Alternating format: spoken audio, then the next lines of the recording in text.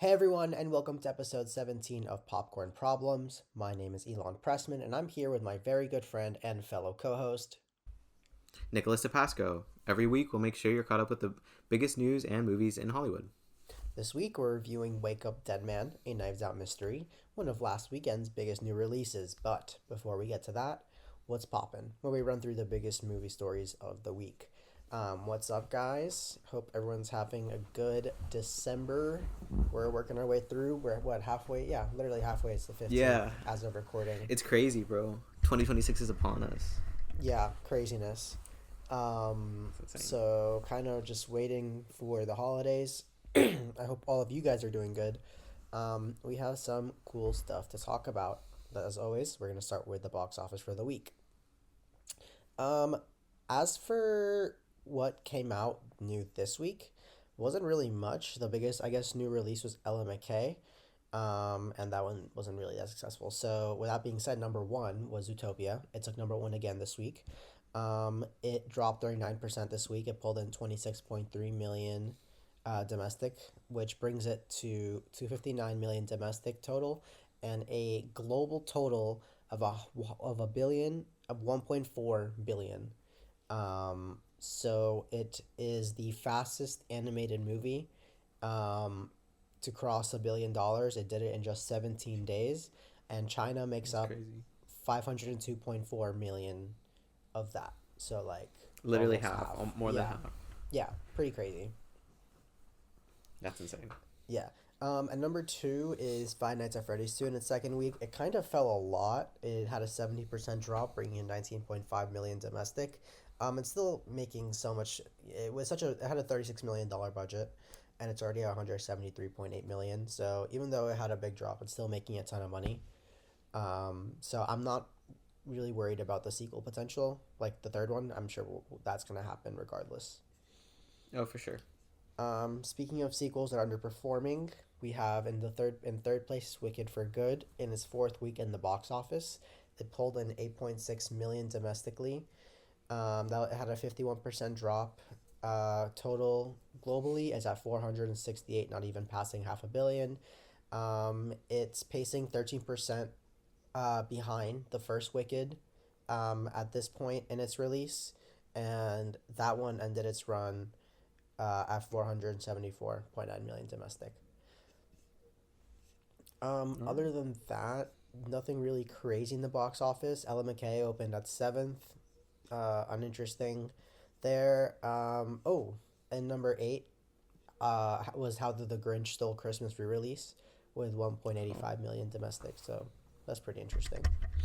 yeah, that's a cool. I didn't think it actually make that much of a splash. Yeah. In total this week, was 75.1 million, which is down 20% from this week last year. So yeah, nothing too interesting with the box office. I'm gonna move into movie news, which we honestly have a lot to talk about. First thing I want to talk about quickly is Dick Van Dyke turned 100 this year. Mm-hmm. Not this year, sorry, this week.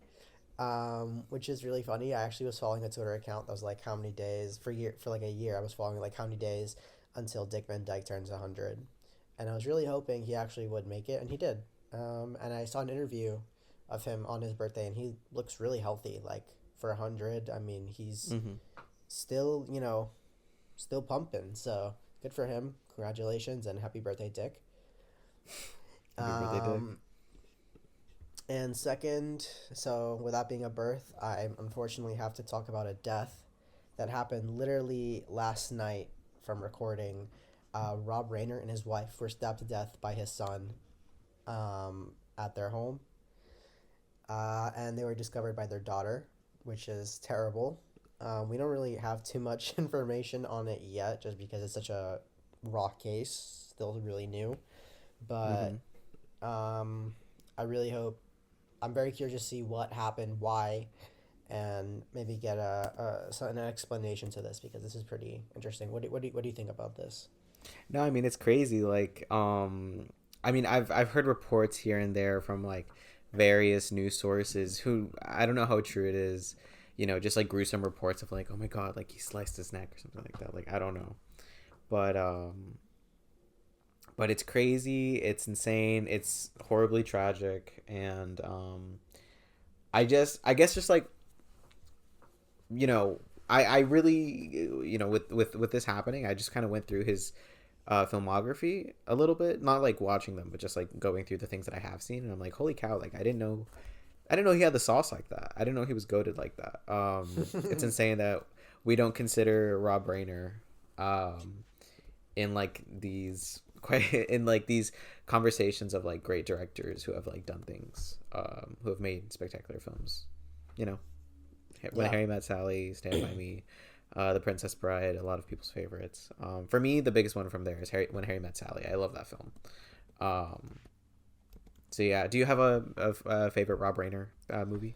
Um, I hate to say, unfortunately, I don't think I've seen any of his movies. Damn. I Mm, don't have too much of a knowledge on his filmography, but maybe I have to dive in with this situation for sure, bro. just to He's honor his good. legacy. Yeah, Yeah. He has a lot of great films. yeah, But yeah, Rip Rob Reiner, I guess. No, yeah. not I guess. Rip Rob Reiner. All right, these next three pieces of information are going to be kind of developments on films and production. So, number one, last week we mentioned that Scarlett Johansson was rumored to be attached to the Batman 2. We kind of have more idea of what she would be playing, which is Gilda Gold. And Gilda Gold is the wife of Harvey Dent in the comics. So, it also seems that they're searching for an actor to be playing Harvey Dent. I saw a report that Brad Pitt was circling the role, but then that was debunked. So this movie's gonna be involving Harvey Dent in some form, which I'm very interested in. I always like Two Face, so I think that's not a bad choice at all. Oh, for a villain, 100%. I think that'd be a really interesting take to have him like as a main villain as well. Well, I don't think he would be the main villain because they did. Matt Reeves did say that it's the main villain is like a villain that's never been done before. Oh, true. So I'm curious. Yeah, What? that'd be cool. Yeah, We'd see. I We mean, could see some. once we get more casting, I think we'll have a better idea of what's going on. The next thing I wanted to talk about isn't anything crazy, but it's something I just thought was cool. Michael Giacchino will return to compose the score for Spider-Man: Brand New Day. I actually like the Home trilogy's score, especially the No Way Home one. I think that one's really good, and Michael Giacchino is a great composer, so great to have him back. For sure. And then the last thing, which was literally announced today, is that a live action Gaston movie is in the works at Disney with Dave Callahan, which is responsible for the Across the Spider Verse script, is going to be writing the script for the movie. I'm surprised that we're going to be getting a live action Gaston movie. That's not something I would have initially jumped for Mm-hmm. or guessed that they would have jumped for, but I guess we'll see where this goes. I don't know. What do you think about a live action Gaston movie, Nick? They're just trying to have their own version of Andrew Tate, their own fan base, and you know what? Whatever, I guess. No, I don't know. Yeah, could be interesting. It could just it just sounds like Cruella. You know, you remember the Cruella movie? Um, yeah, it could be Yeah, interesting. Could be nothing. I really just have to see like we're focusing on this character. I have to see who chooses to focus on this character, like the people who work behind it, the director, the writer, whatever. yeah. Um, and what sort of I like take they'll have, and like what I sort al- of story they want to tell. mhm. I also want to note that the actor who they're not gonna be bringing back the actor who played Gaston in the live action Beauty and the Beast. They're searching Okay, for a new actor for the role. So good, there's that. good. That's good. Yeah, yeah. Give it a separated from the movie. Give it its own take. Life. Hmm. Yeah. Next thing I want to mention is that on Tuesday, the Oscar shortlists are going to be announced. So literally tomorrow from recording. Cool, exciting. It's very exciting. Yeah, so I'm curious. I'm very excited for that. Okay. So I have two last things we're going to talk about before we get to the big juicy one. I want to quickly bring up that we got the Supergirl trailer this week. And Nick, I want Yeah. to hear your thoughts. No, I'm actually very hyped for the Supergirl trailer, more than I thought I would, honestly. Or for the trailer. You know, I've been expecting this film for a while now. I've always Thought it was an interesting. I don't know how good of a decision to put Supergirl after Superman, like directly after, in terms of like building the franchise. But I have an open mind to it. In Gun We Trust. So yeah, I don't know, and this trailer made me really excited for that film. I think Craig Gillespie is a talented director, and I don't know who Anna Norino, nor I don't know how to say her name, but uh, I don't know how good of an actor, of a writer she is, because she hasn't really done a lot of stuff. But I'm interested in um, and seeing what she does, and seeing this trailer made me interested, very interested. I liked it a lot. I like the music Yeah, selection. I like the choice of having crypto back as well. yeah, totally. Um, the writer Anna, what was her name? Norse. Yeah, whatever her name is. James Gunn is like pretty gonna be pretty big on her because I'm pretty sure she was attached to the Teen Titans script.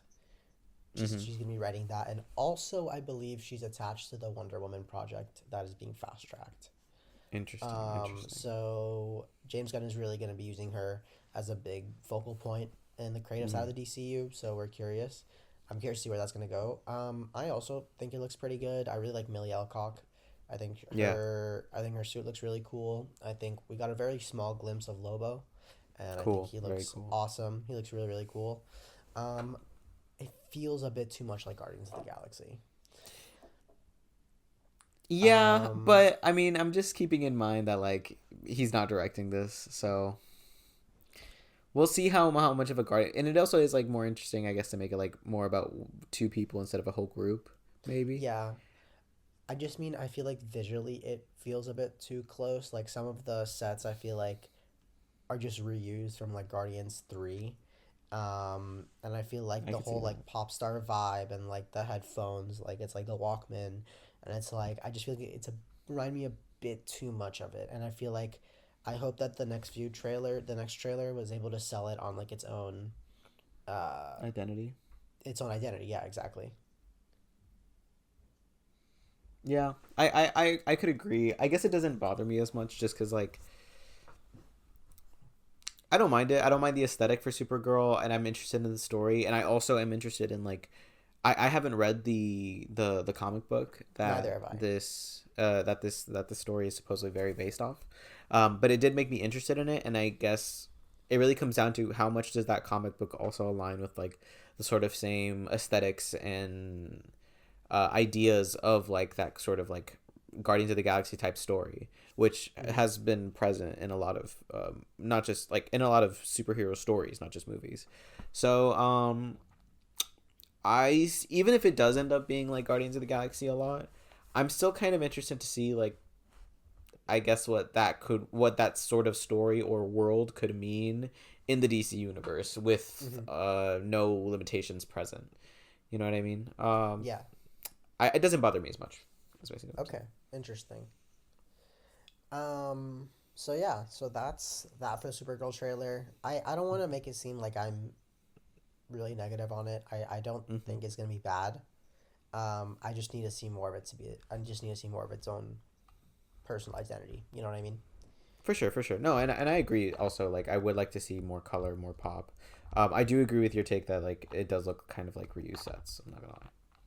Yeah. So I think that maybe it's just because they're not showing much. Because I feel like a lot of the movie is probably just Lobo and Supergirl, and they're clearly hiding a lot of that stuff in this trailer. So I could see that. yeah. Okay. The last piece of news for the week I want to be talking about is kind of like really interesting. Um, we've kind of known, or it's been rumored that the Avengers Doomsday trailer would be releasing this month attached to Avatar. We thought it was going to come out last week. Um, it obviously did not. And then over the weekend, it was revealed to us that Disney is making this even more difficult of a situation because they're going to be releasing four different trailers for Avengers Doomsday, which will only be attached to Avatar Fire and Ash. They're going to play 1 week at a time before switching to the next trailer. Um, the first one, well, okay, here's the thing. I the rumor is that the first one is going to be focusing on Captain America. The second one's Mm-hmm. going to be focusing on Thor. The third one is going to be focusing on Doctor Doom. And then the fourth one is going to be focusing. The fourth one is just going to be the full trailer, right? And then that one would be released online, allegedly. Um, with that being said, the trailer did leak today. I Um, have seen it. Yeah. have you seen it? So I don't want to talk about it on here. Should we? No, I don't. I I don't. think we should just do like spoilers for anyone who wants to save themselves for this trailer Yeah, just from go us book a spoiling ticket to them. Avatar as soon as Book a ticket to possible. Avatar. We will put a timestamp right now as to when the discussion of this trailer will be over, on the screen or in post on audio if you're listening to it there. Um, but yeah, I don't know. Just Skip skip if you want forward to. If, like a just minute skip. or whatever. Yeah, just Yeah, skip just forward skip a like a minute minute. or whatever. Well, Um, Steve is back. yeah, bro. Here we are. I feel like we're back to 2019. I mean, life is good, I guess. I don't know. Yeah, yeah. I'm excited. I'm excited to see where this is gonna lead to. I'm excited. I'm more. I think I'm more excited to see the Doom. I didn't know any of the cycle that that you said about like the plan of Okay, everything. yeah. I didn't know any of that. I just saw the trailer today, and I knew that they were gonna release it, 4 weeks in advance. Or I mean, different trailers. I just didn't know about like the order of characters. I'm excited to see the Doom one, and obviously the full trailer as well. Um, we didn't get a lot of information in this Captain America trailer. Yeah, and I'm not surprised because the movie is still a year out. Yeah, It is really just a tease to get audiences excited, and I mean, what's the best way to do that than bringing back than just showing that a fan favorite is back and has a child, which I think is a really big um, kind of indicator to what the plot is. mm. Because did you get the rumored description of what's going on in the second one? This is not confirmed, by the way. This is In the just rumored. second The trailer. second one, which is gonna be Thor centric. No, I did not. So pretty much it's gonna be Thor praying to Odin in a forest, for him to be reunited with his daughter after because there's like an incoming battle or whatever. So I think clearly Doctor Doom is gonna be targeting children of these people. Mm. She's after Franklin from Fantastic Four. We see Steve has a kid, so he's probably gonna be after that. And now Thor's worried about his kid, which we got introduced to in Thor: Love and Thunder. Um, I think it must have something to do with that. I'm not 100% sure. Um, I also want to point out that the first 3 weeks are the original big three. We have Captain America, Thor, and then Wall. It's not technically Iron Man. It is Robert Downey But Jr. yeah, yeah, yeah. So I just think that's just a fun thing to point out, because I mean, I really never thought we would be here. Yeah, it's kind of So crazy to think about, and it's still crazy to think about considering how far away it is from us, like literally a year out still. Um, yeah. Also want to point out Steve Rogers was not on the original chair announcement. So who else are they hiding? We really have no clue what we're in for with this movie. I mean, let's be honest. I feel like Tom Holland wasn't on that chair video either, and So it's kind I of think it's gonna be Tobey Maguire. I don't even think Tom Holland's gonna be in this movie you don't even. I could see that happening. I could see that'd be interesting. That'd be interesting. because I think they'd be stupid not to have a Spider-Man. Hmm. So I think it would be interesting to have Tobey Maguire, and then I'm pretty sure Hugh Jackman is. I think in one of these trailers, we're definitely gonna find out that Hugh Jackman's in the movie because he's just too big of a name. For sure, I could see that happening. Yeah, there's no way. I mean, and after his big splash and Daredevil, what am I saying? In Deadpool and Wolverine. Deadpool and Wolverine, yeah, yeah, yeah, they're gonna have him in there. Yeah. It's How do yeah, you man. feel about the rollout?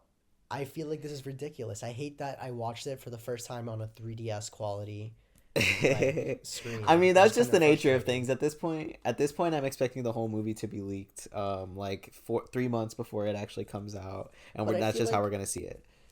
this movie has been so good with nothing leaking. There, I haven't seen a single set photo. That's not.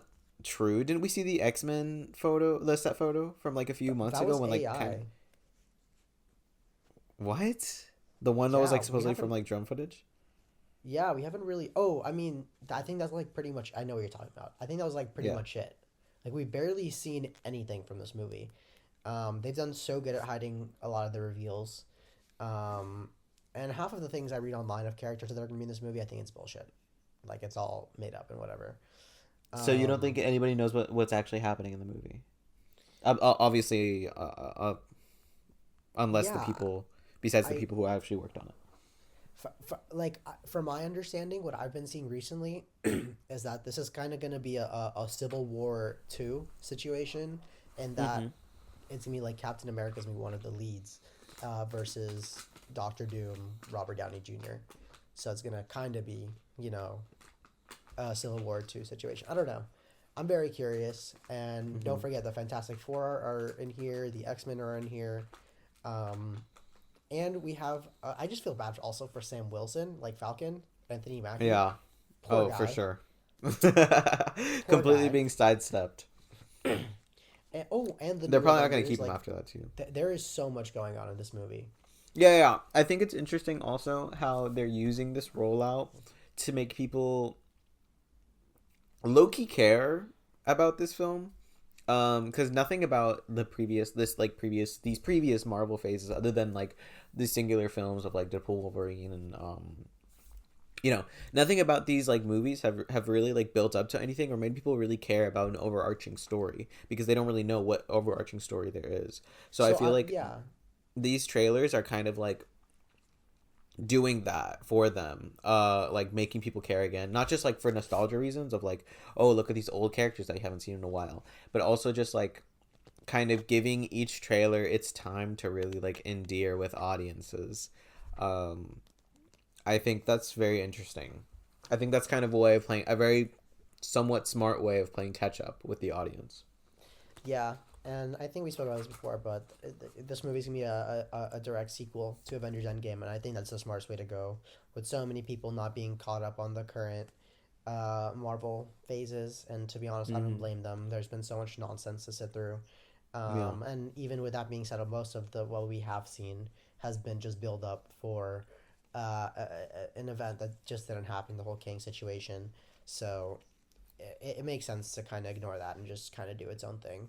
Does it for feel sure. like a last ditch effort? Yes, Hmm. but I guess that's what they needed. And if this is successful, then we're in a good place.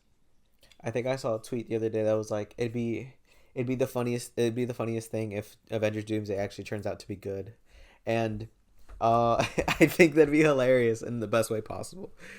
As much as I've made fun of this movie, for the kind of transparent shamelessness that it has and trying to regarner an audience that has completely lost faith in the MCU and done every single kind of wrong decision possible. Being I still would be incredibly impressed and more than happy if this movie actually turns out to be great, and not just this one, but Secret Wars as I well, and hope. I everything hope. after that. I hope is great. I really do. I think, and regardless of if it's actually good or not, um, I think it'll still be something. It'll still be something generational, even either a generational flop or a generational come up. You know what I mean? Come Yeah, back. for sure, for sure. I just don't know how much the Russos got it in them, but we'll see. Yeah. So that's all that I had for news. Nick, did you have anything that you wanted to mention? Um, no, actually, you've pretty much covered it everything. Okay, awesome. Yeah, yeah, yeah. Thank you. Yeah. Perfect. All right, Yeah. so I guess that brings us to the end of what's poppin' and into what we watched.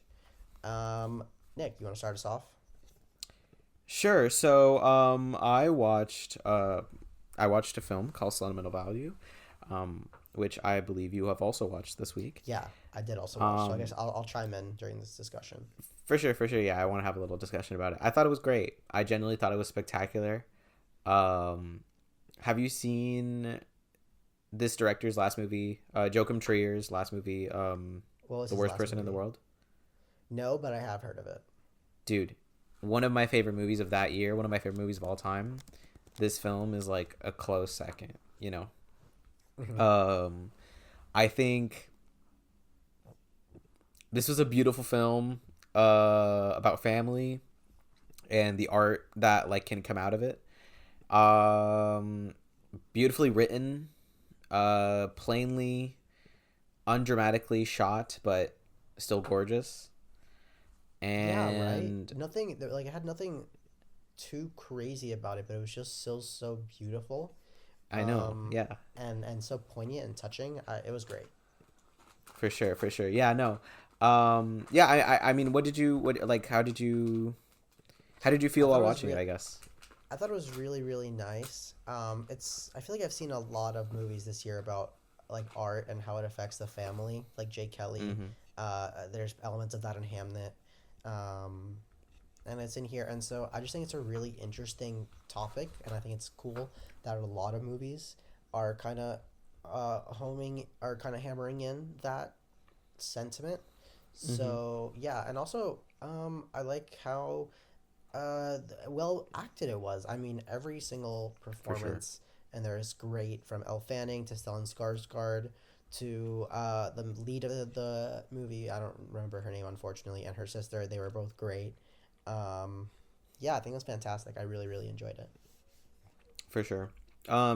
Yeah, just I really I think there were like a few I guess moments of lull and dull at some parts, but overall like nothing I would give it like nothing I would say that affected the movie overall.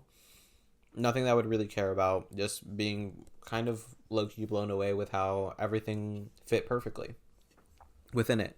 Like all the pieces, all the stories. I thought initially I thought that like the storyline of the sister who's not in the business at all Mm-hmm. was gonna be like, oh okay, this is gonna be like kind of this part is gonna be kind of a drag, and I could say like maybe at some moments it was definitely the least interesting aspect, but she really it really shows how well of a writer I believe he writes all of his films. Joachim Trier is with kind of like actually getting me invested by the end with her story, um, and not just on like a stereotypical like oh I feel left out or whatever sort of way. Like she has her own unique story about being in this family. And I think that part really impressed me where like you actually made me care about this character who isn't the who isn't the main focal point of the overarching narrative of the movie. Yeah, it's just an exceptionally well made movie, and I see why it's a big front runner for awards this award season. Yeah, and also caught me off guard. Like I did not, I didn't have this movie on my radar until like I saw an ad for it like a week before it came out. So very surprised by that too. Yeah, overall Yeah, super no, solid. super solid. Did you watch anything along this week? Yeah, I've seen a lot. I guess the next thing I'll kind of briefly mention is Hamnet. I watched Hamnet and I thought it was really well made, very well acted, super emotional, super really beautiful, really well shot. The score was amazing. Yeah, definitely go give that a watch. But the I guess the main thing I kind of wanna go into detail, my big what I watched this week was I've been really into the Stephen King world this Hmm. week with the It Welcome to Derry finale dropping. So I'm just gonna kind of spit fire here on my Stephen King stuff that I've watched. It Welcome to Derry wrapped up with its final episode last night, and I mean that was a phenomenal finale. Um, it was so the way it tied up all the plot lines was so cool. It turns out that yes, this show is also it is a prequel, but it also in some ways acting as a sequel to the movies as well, which you wouldn't, which is kind of hard to explain without spoiling. So I guess just watch the show if you're interested in what that means. But it's not just a sequel; it also is a it's not just a prequel; it's also a sequel. It has not been renewed for season two yet, but I'm sure it will be. And season two is going to go back to the previous cycle before this one of Pennywise. And yeah, it was really unfortunate, I guess, that it's ending so soon. I feel like the show just started. I've really, really been enjoying it. So definitely give it Welcome to Derry a watch. Um, because the finale was dropping, I rewatched the first one during the week. Great movie. Um, Honestly, probably one of the best modern horror movies, I think. It's Hmm. definitely in contention for one of the best modern horror movies. It's really good. The sequel isn't as good. I didn't end up rewatching it. I kind of wanted to, but I didn't. Hmm. But that first one is really good. Um, Staying in the Stephen King world, was I watched the 45th anniversary release of The Shining in IMAX for the first time ever. It wasn't my first time watching it, but it was definitely my first. It was my first time watching it in IMAX. First time it was ever in IMAX, and yeah, it was really cool. There are character overlap between It Welcome to Derry and The Shining, so it was cool to see that character on the big screen after learning so much more about him in It Welcome to Derry. Um, and yeah, it's The Shining. It was just a good time watching that in theaters. Hmm. I also found out this week that The Shining has a sequel. I don't know if that's like a well known thing. Did you know that? I did know that. No, I think it came out during like either the beginning or at some point in the pandemic era. So like No, people it didn't came out in really. 2019. Oh. Um. Yeah, it's Okay. not good. It's not that good. That's all I Okay. know in Yeah, terms of that's what that. I heard. Yeah, I remember. I remember. I don't remember exactly when it came out, but I remember when it came out in terms of like hearing about it. And I had never seen. I have never seen actually The Shining up till this point. Um.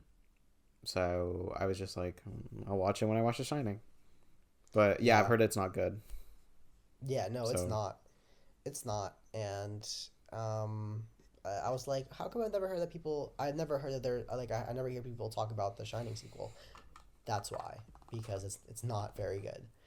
Um, but yeah, it was also like that character that's in the other two is also in this one. So it's very this is interesting. like the furthest in the timeline of his story, I guess. So it's cool to see that. Hmm. Um, so yeah, so that's Can kind I? of all Can the I? Stephen. Yeah, go ahead. I. I just wanted to say that's all the Stephen King stuff I watched. I guess I want to know two things. Would you Go feel ahead. comfortable spoiling how it's a sequel to the It films? Because I have seen the It films and I did like the first one, the second one not as much. Um, but Okay, yeah, do yeah. you feel comfortable So spoiling that? yeah. I think it's not too deep. So we learned that Pennywise is actually omnipresent, and that his death is his birth.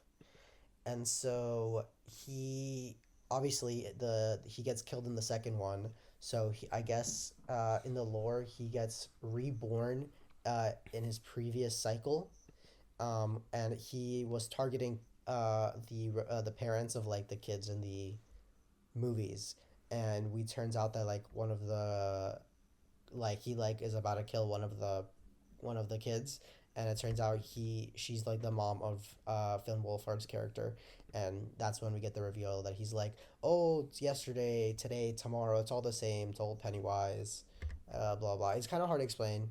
Like the show does a really good job at explaining it. I'm just not explaining it really well, but Is it kind of like time travel? Like is Pennywise kind of like a interdimensional like time traveler type thing? so yeah, it kind of seems that Pennywise's plan is to kind of go back in time to prevent his death. That's kind of what's revealed, that this is what's going on. Um, does that make sense? Um, I guess like when he died.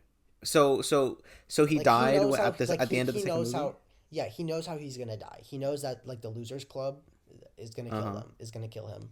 So he I guess he can his like consciousness can travel between time, because he said that like he's on like the time is nothing to him. He like Okay. whatever. Um, and he is going back in time. This is like this show takes place. He comes out every 27 years, so it's like it chapter two takes place in 2016. I know that for a fact, and then it one takes place 27 years before that, and then this show takes place 27 years before that in the 60s. Um, so the next season So would now he's take gonna go place, even yeah, further back. 27 years before that.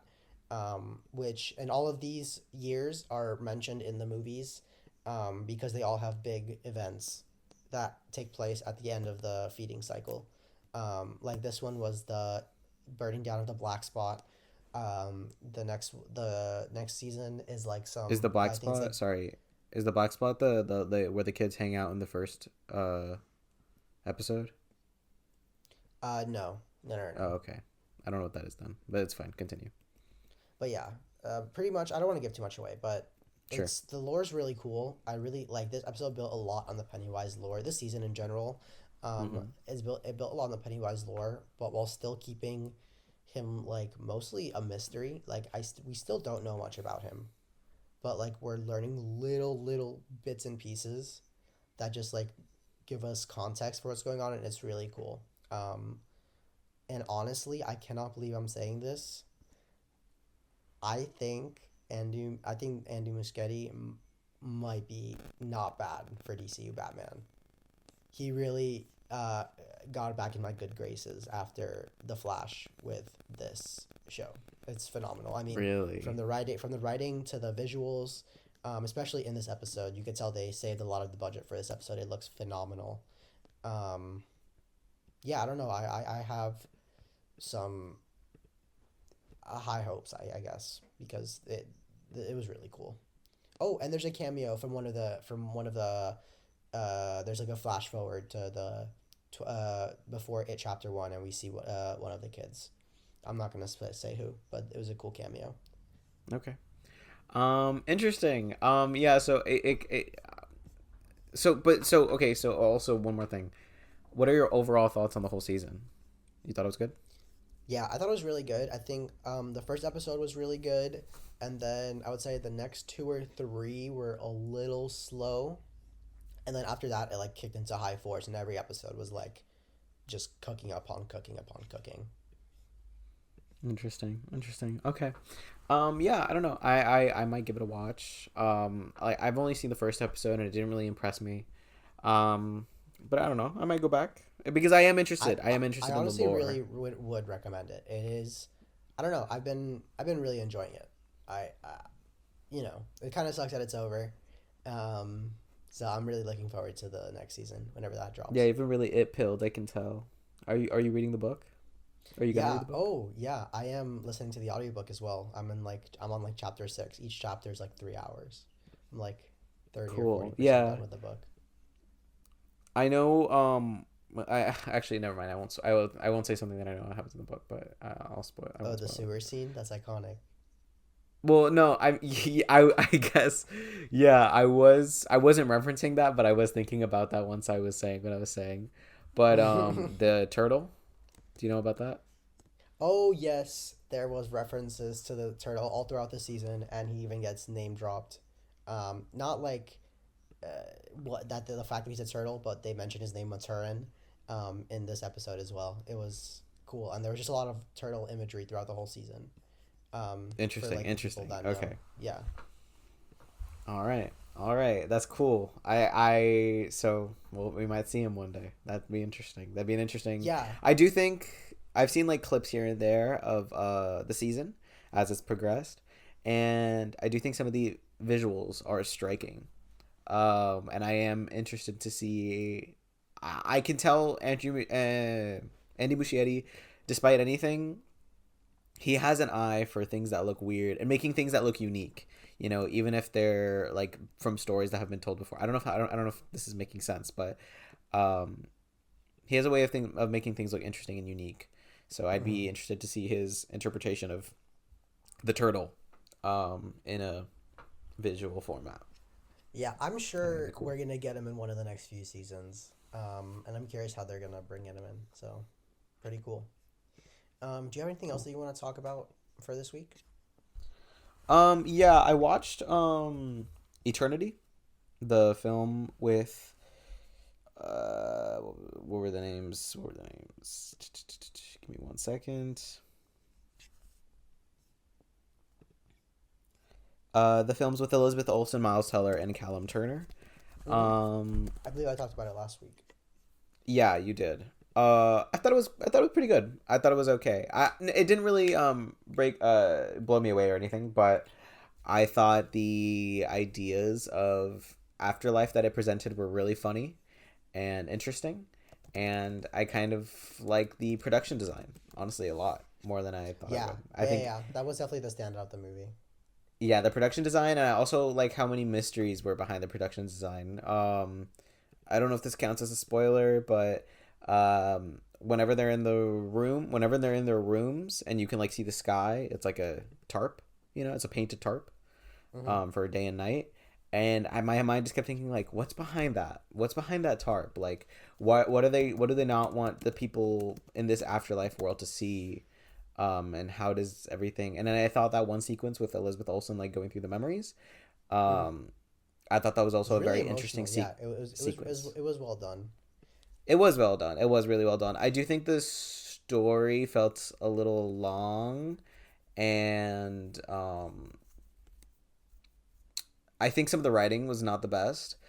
They kept doing this joke of stalling, and then eventually I feel like it just kind of seeped into the rest of the script, where I just felt like everything was stalling for um, to get to the point.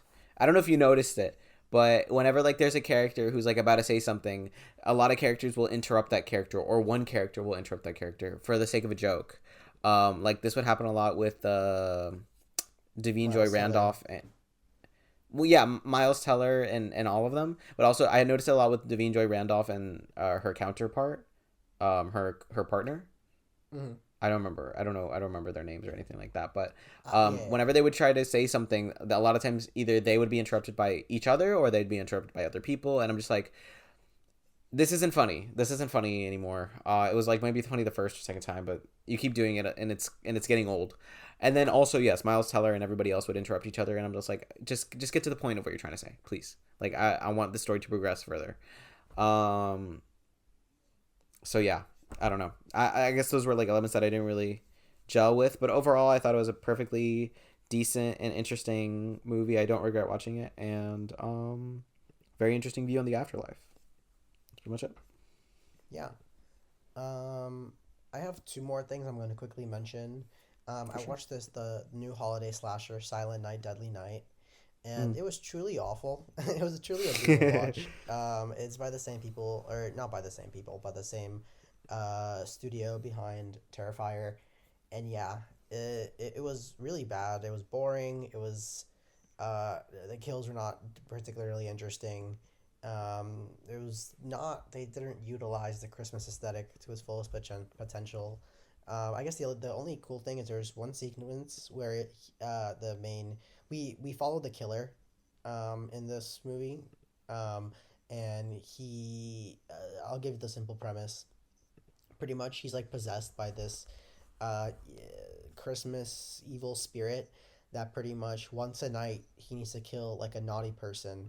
That like the spirit like instructs him. It's like a kind of what I didn't expect is that's kind of like a Venom aspect to where he has like Mm-hmm. a uh, an angry guy in his head that like they have their bickering and that's a part of the thing, whatever, very Venom coded.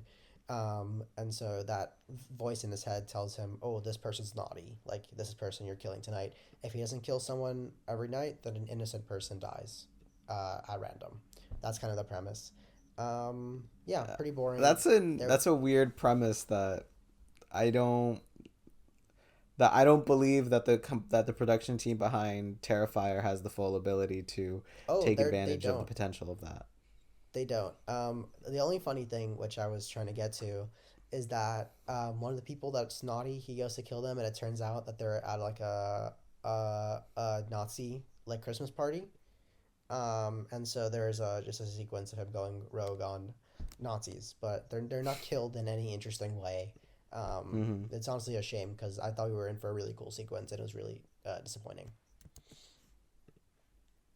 Okay. Yeah. Well. Yeah. I didn't really expect anything um from that type of. I honestly didn't even know it came out or that it existed until you mentioned it, and then I saw some like Yeah, reviews on Letterboxd or something like that.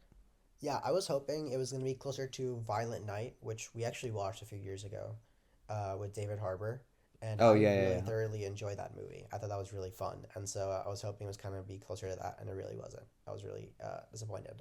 yeah. Yeah. um, I have Unfortunate. one more movie that I watched this week that I'm gonna mention very quickly. It's this new Prime a rom com starring Charlie Cox, who plays Daredevil, and the actress from 500 Days of Summer. Mm-hmm. I think Zoe Zoe Deschanel. something. Yep, that's the one. Mm-hmm. And yeah, it's cute. It's fine. Um, Charlie Cox is just such a very charm. Like they're both such charming performers, and they have really nice chemistry. So it was a nice, cute watch. That's kind of all I watched. Nick, do you have anything else you wanted to mention, or are you Nope, done? that's pretty much it. I'm done. We can just go straight into the meat and potatoes. All right, let's do it. Welcome to our main feature of Wake Up Dead Man, a Knives Out mystery. Let me start with a quick spoiler-free summary. A baffling death inside a quiet church draws Benoit Blanc into a tense investigation where faith, secrets, and suspicion blur as a close community turns against itself. Nick, what did you think about Knives Out 3? Um, yeah, I was really struck by it personally on a way that I did not expect. Which I guess I should have expected because I think what I didn't expect from this film is how religion focused it would be, and I know that I knew that that was the premise obviously, but I didn't expect the how heavy it would lean into it. I think it personally struck me a lot as someone who grew up Catholic but isn't anymore. Um, and yeah, apart from that aspect of it, I thought it was incredibly well. I thought it was a very good mystery that had me on the edge of my seat the whole time.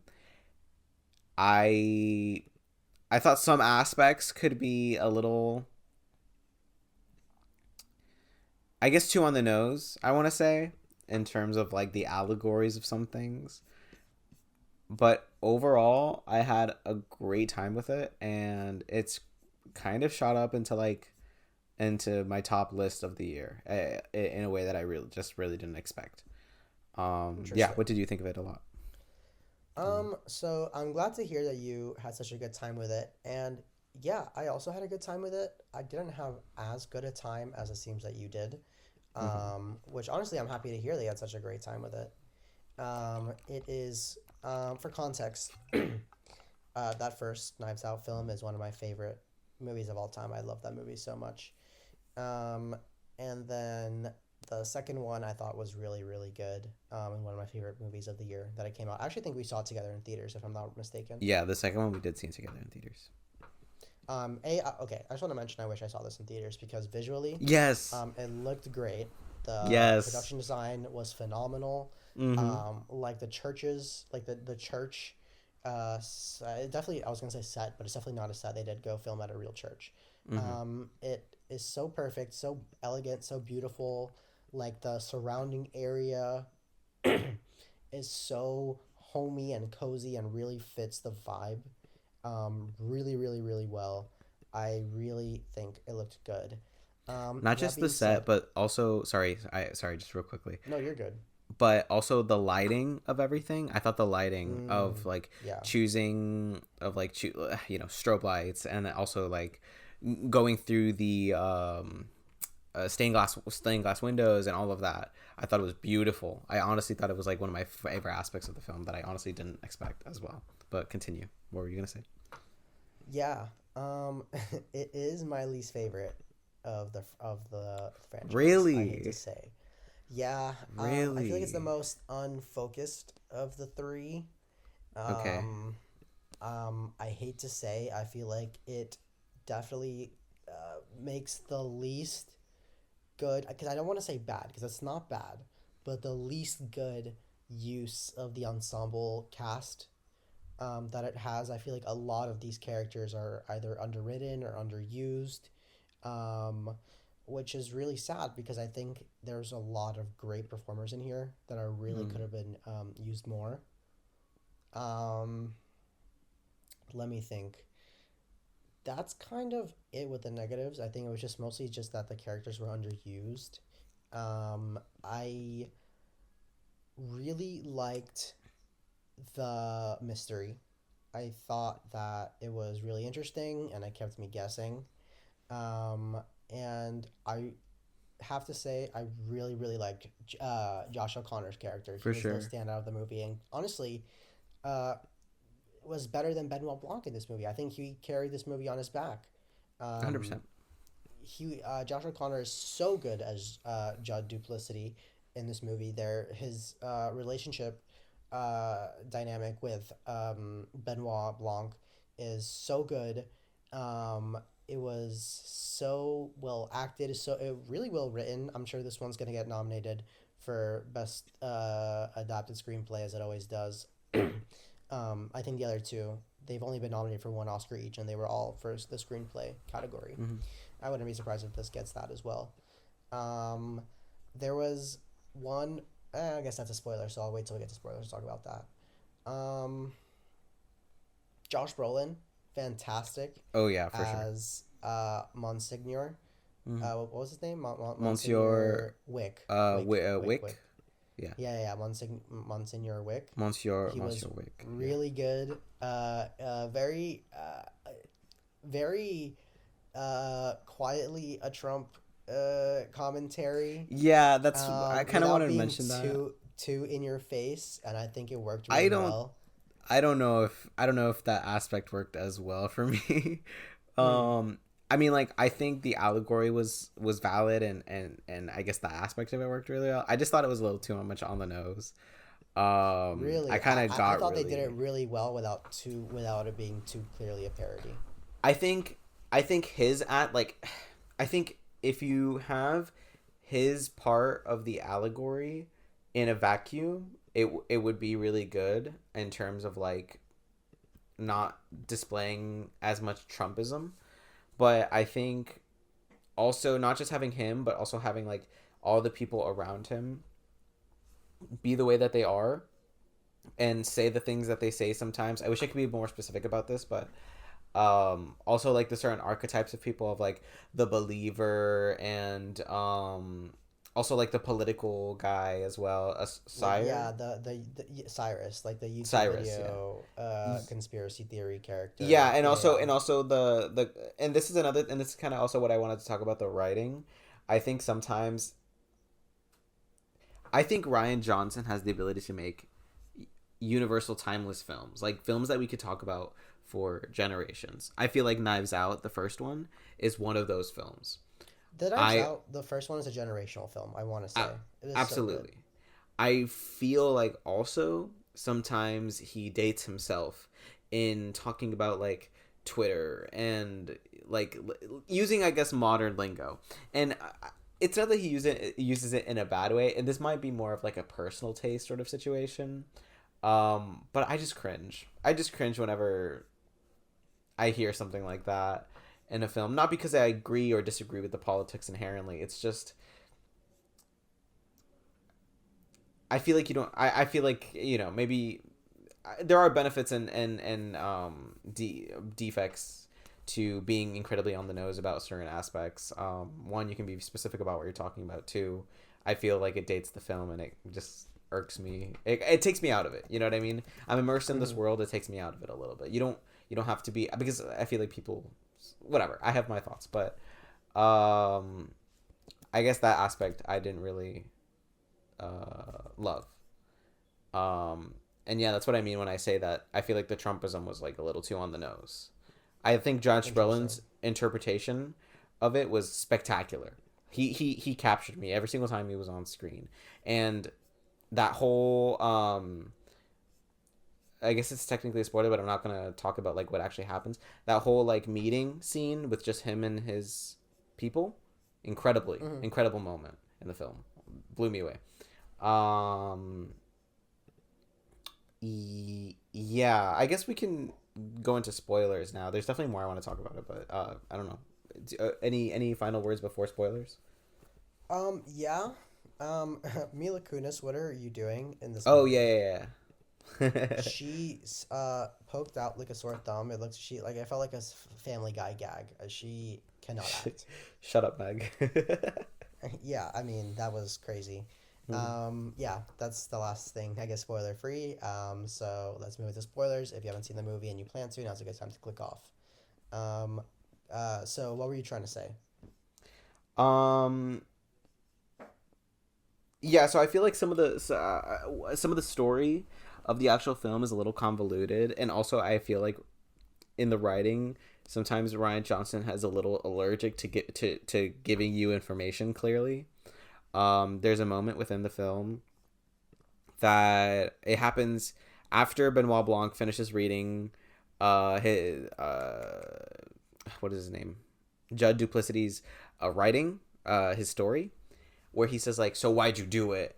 And I'm like, "Oh shit!" So he's the killer, and Benoit Blanc knows. And then like, and they keep talking in a way as if like he actually did it.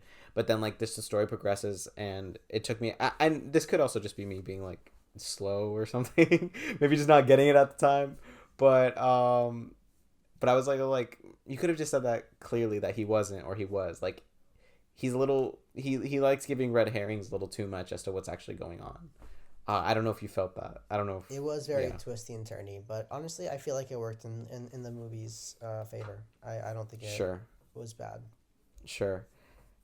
Yeah, and also I think this is one of my favorite. I think this is my favorite Knives Out.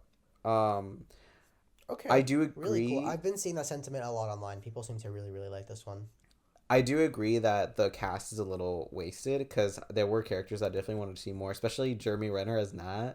He was like one of my Yes, favorites for yes, some reason. I thought he was hilarious. Um, yeah. Jeremy Renner, Kaylee Spaney was really oh, wasted. for sure, for sure. What's it called? Sorry, Andrew why am Scott I as blanking? Lee, I think his name is. Thomas Hayden Church as Samson, Oh, for sure, severely yeah. underutilized. Hmm. Um, I don't know. I just think maybe Ryan Johnson is shooting himself in the foot by forcing these large ensembles. And maybe if the movie didn't need such a large ensemble, then it could have benefited by that. But Hmm. I don't know. I mean, he I feel has said like that. Sorry, continue. no, I was gonna say I just feel like if you're gonna have all these characters, they all need a purpose, and I feel like every other movie has done good in justifying every single character's purpose in the film, Hmm. except that like Andrew Scott, why was he like he did nothing, his performance left no impact on me. I feel like his character was pointless. Hmm. Um, I don't know. I feel like every character needs to serve a purpose in these movies, and this movie definitely didn't adhere to that.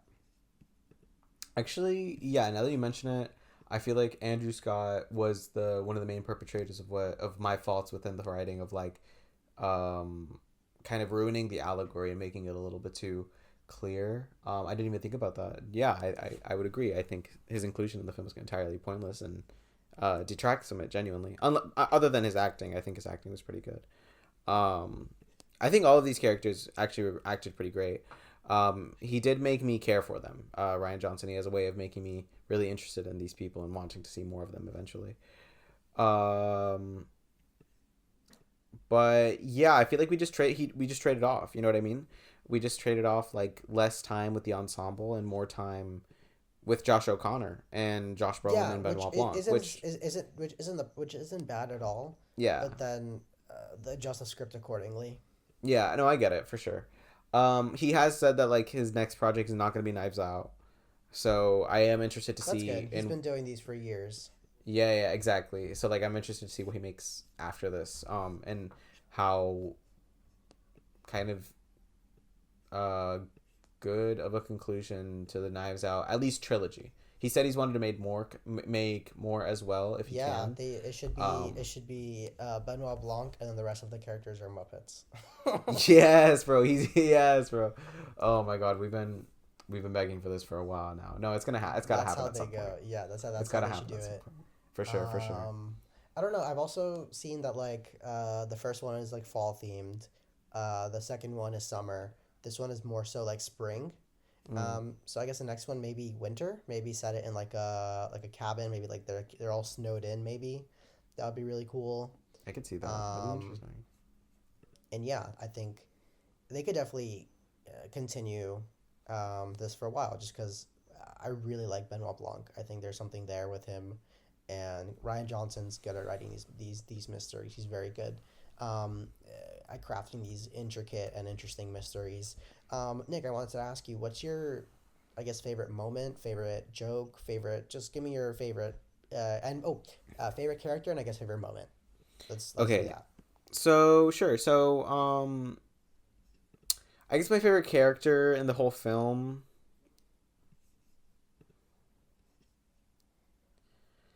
I'd say honestly, like Josh O'Connor, his character really struck me. I genuinely loved how earnest he was in his beliefs, Yeah, I guess that was an and easy question because the same goes for me. yeah, He's easily the best. yeah, I don't know, and yeah, he's just acted great, and I believe him every step of the way and everything he says, and every single moment of false guilt he feels.